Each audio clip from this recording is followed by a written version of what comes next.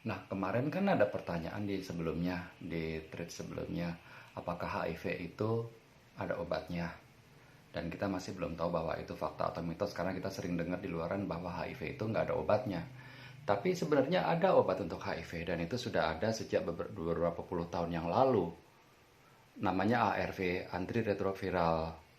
Itu obat yang diminum setiap hari. Jadi kita nggak mau bilang seumur hidup, tapi bilangnya setiap hari. Obat ini yang kemudian akan menekan pertumbuhan HIV itu sendiri sehingga dia tidak terdeteksi. Virusnya akan berkurang dari yang jumlahnya jutaan, itu bisa mencapai sampai tidak terdeteksi, which is di bawah 20 kopi kalau berdasarkan dari alat lab yang terbaru.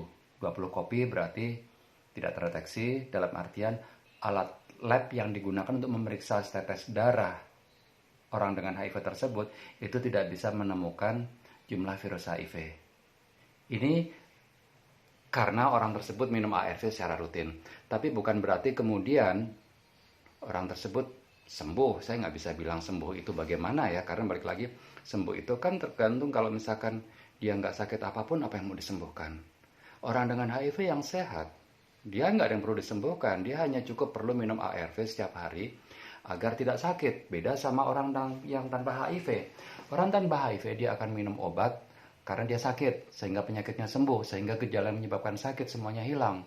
Tapi orang dengan HIV yang sehat, pada saat dia minum ARV setiap hari, bukan karena dia sakit, tapi agar dia nggak sakit, itu bedanya.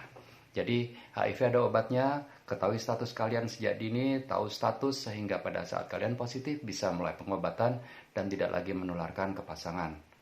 Satu lagi, pada saat viral load tidak terdeteksi, itu berarti sudah tidak bisa menularkan HIV lagi ke pasangannya secara seksual, sekalipun melakukan seks tanpa kondom.